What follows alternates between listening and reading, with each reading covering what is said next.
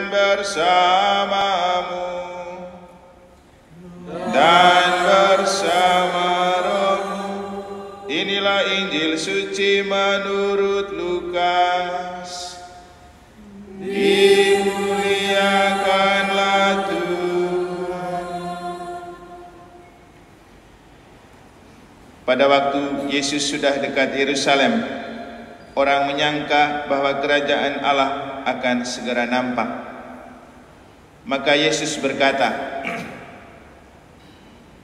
ada seorang bangsawan berangkat ke negeri yang jauh untuk dinobatkan menjadi raja. Sesudah itu baru ia akan kembali. Maka ia memanggil 10 orang hambanya dan memberi mereka 10 mina, katanya, pakailah ini untuk berdagang sampai aku kembali. Akan tetapi orang-orang sebangsanya membenci dia, lalu mengirimkan utusan menyusul dia untuk mengatakan, kami tidak mau orang ini menjadi raja atas kami. Dan terjadilah ketika ia kembali setelah dinobatkan menjadi raja, ia menyuruh memanggil hamba-hambanya yang telah diberinya uang itu untuk mengetahui berapa hasil dagang mereka masing-masing. Yang pertama datang dan berkata, Tuan, mina Tuan yang satu itu telah menghasilkan 10 mina. Katanya kepada hamba itu, baik sekali perbuatanmu itu, hamba yang baik.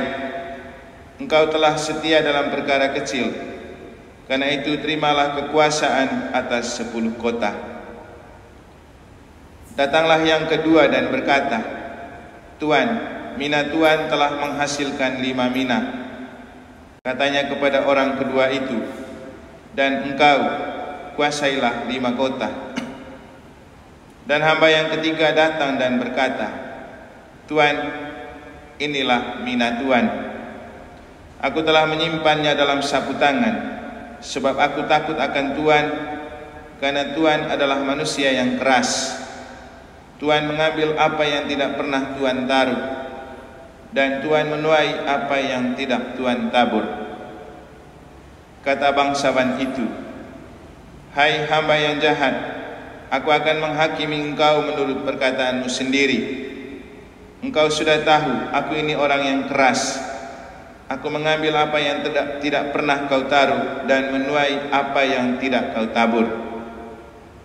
Jika demikian, mengapa uangku tidak kau berikan kepada orang yang menjalankan uang?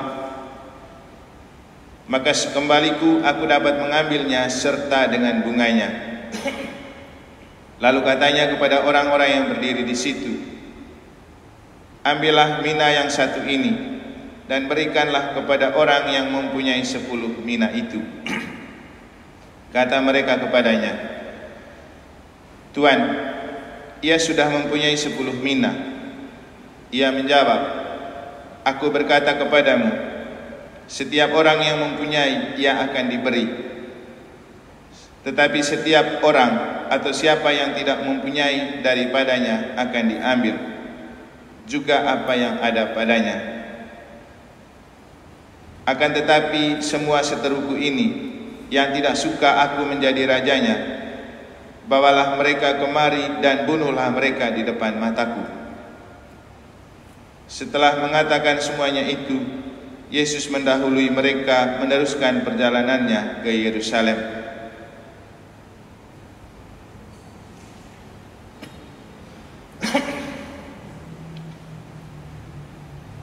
Demikianlah sabda Tuhan.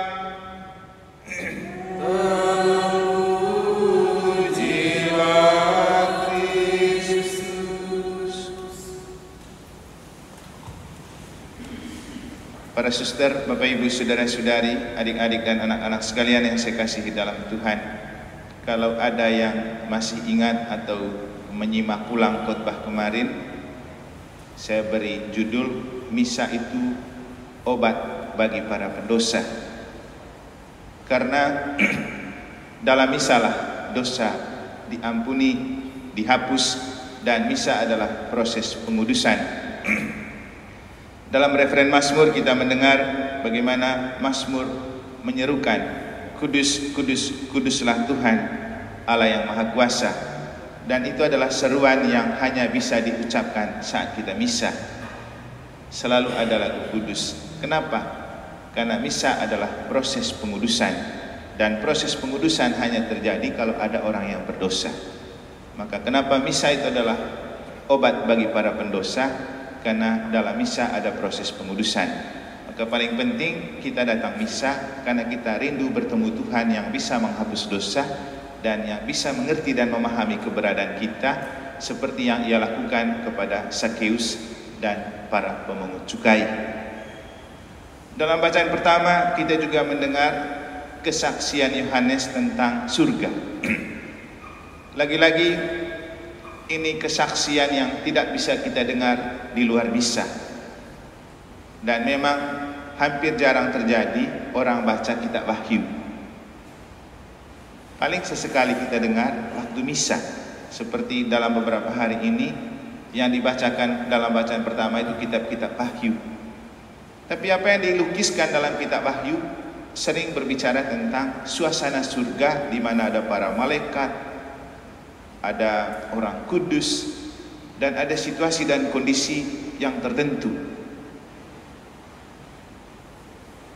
Dan untuk kita bisa mengerti surga itu yang diwartakan oleh Yohanes melalui kitab Wahyu, juga lagi-lagi perlu misa. Mungkin kita masih ingat ketika saya bercerita tentang seorang pendeta doktor di Amerika bernama Scott Hahn. Dia adalah pendeta yang sangat ulung, sangat tenar, dan ia anti Katolik dan menganggap misa sebagai penyembahan berhala. Dia kurang lebih 20 tahun belajar kitab Wahyu, dan ia menemukan cerita-cerita seperti yang kita dengar, dan terutama ketika ia mendengar cerita tentang anak domba Allah yang menghapus dosa dunia. Dia seorang doktor kitab suci, tetapi 20 tahun belajar Wahyu membuat dia tidak pernah mengerti. Satu kali dia ikut misa di sebuah kapel di Amerika untuk mengamati misa, supaya dia memperoleh masukan untuk dia bisa makin mengkhianati misa. Apa yang terjadi? Justru ketika dia datang, dia mulai mengikuti misa dari awal sampai akhir, dan makin lama ia makin terhipnotis dan membuat dia membayangkan apa yang dikisahkan dalam kitab Wahyu tentang misa itu apa. Dan paling puncak ketika dia memasuki fase-fase ketika imam memberikan komuni kepada umat, didahului dengan ucapan begini. Sebelum komuni itu dibagi, dipecah-pecahkan sambil mengucap, anak domba Allah yang menghapus dosa dunia, kasihanilah kami. Anak domba Allah yang menghapus dosa dunia, kasihanilah kami. Anak domba Allah yang menghapus dosa dunia, berilah kami damai-Mu. Lalu setelah itu diberikan kepada umat dengan ucapan, lihatlah anak domba Allah. Berbahagialah Anda yang diundang ke perjamuan anak domba.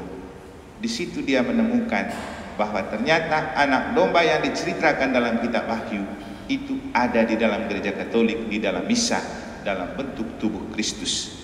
Dan tubuh Kristus yang diterima adalah anak domba yang turun dari surga. Maka dia menemukan misa adalah perjamuan anak domba surga yang dikisahkan di kitab Wahyu, tapi terjadi dalam gereja Katolik di dalam misa.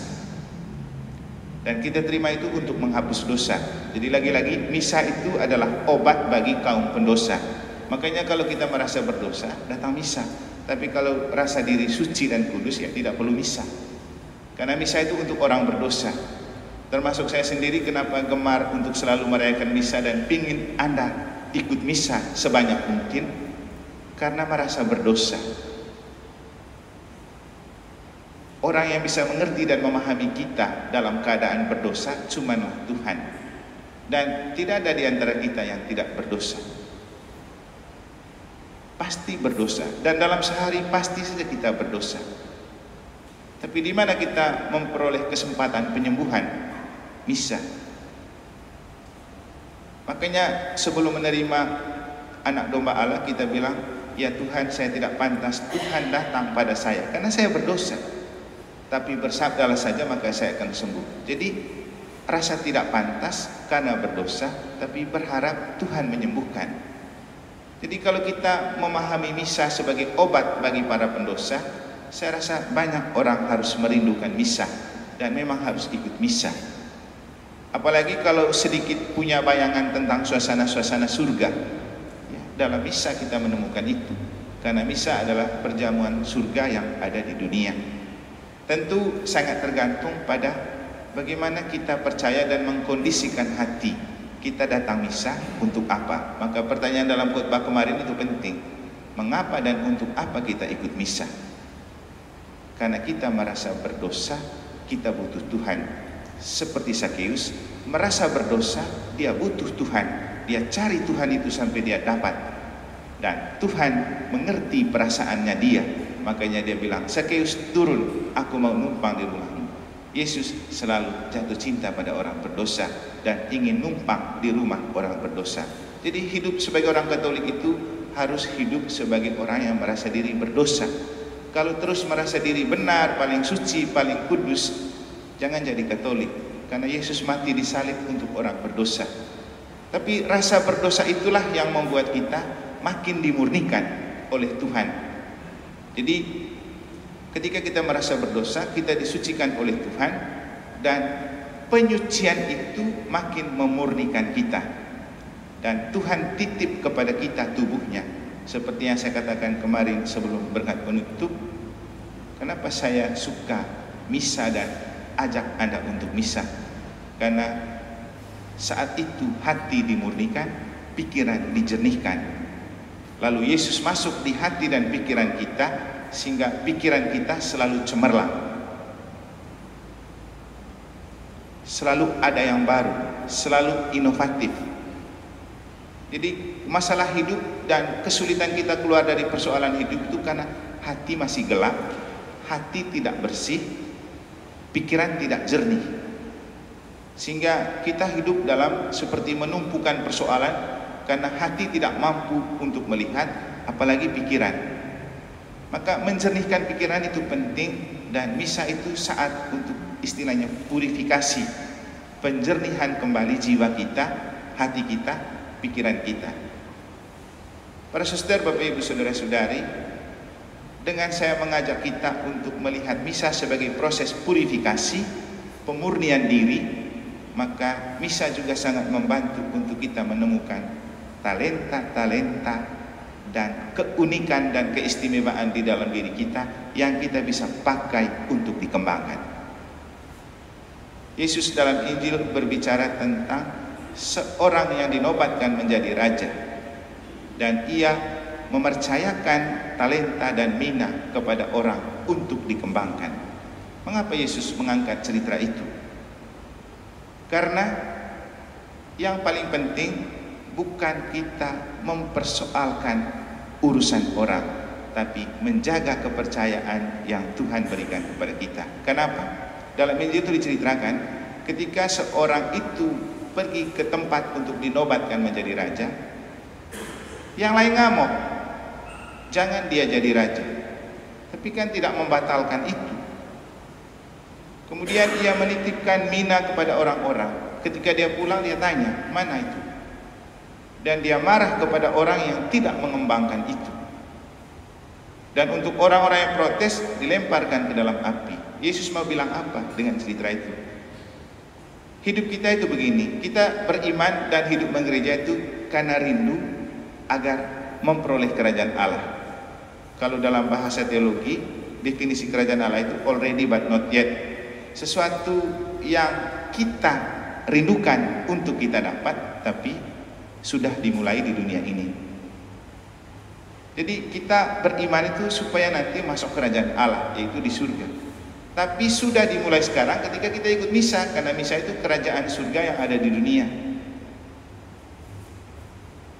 Dan ketika orang melihat Yesus masuk kota Yerusalem, mereka pikir ini kerajaan Allah sudah datang. Yesus menyampaikan perumpamaan tadi, mau bilang apa? Boleh punya obsesi, tapi yang paling penting melihat ke dalam diri. Tuhan sudah beri apa untuk kita, supaya kita pakai mengembangkan diri dan orang lain serta memuliakan Tuhan. Dengan kata lain, paling penting itu melihat ke dalam diri, talenta apa yang Tuhan berikan kepada kita, karena tidak ada manusia yang diciptakan tanpa punya talenta. Tugas kita adalah menemukan talenta itu untuk kita pakai mengembangkan diri, mengembangkan sesama, memuliakan Tuhan.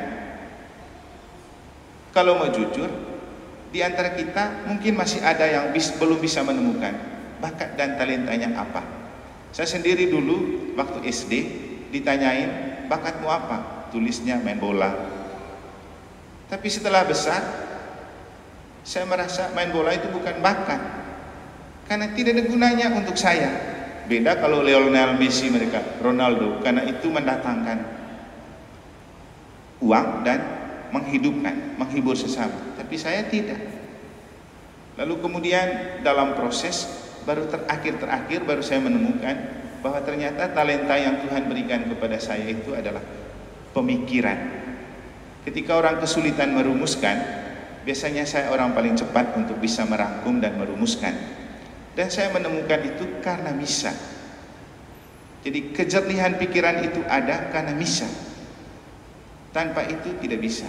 Makanya seringkali ada orang yang bilang, bagaimana sih cara berpikirnya Romo untuk merumuskan?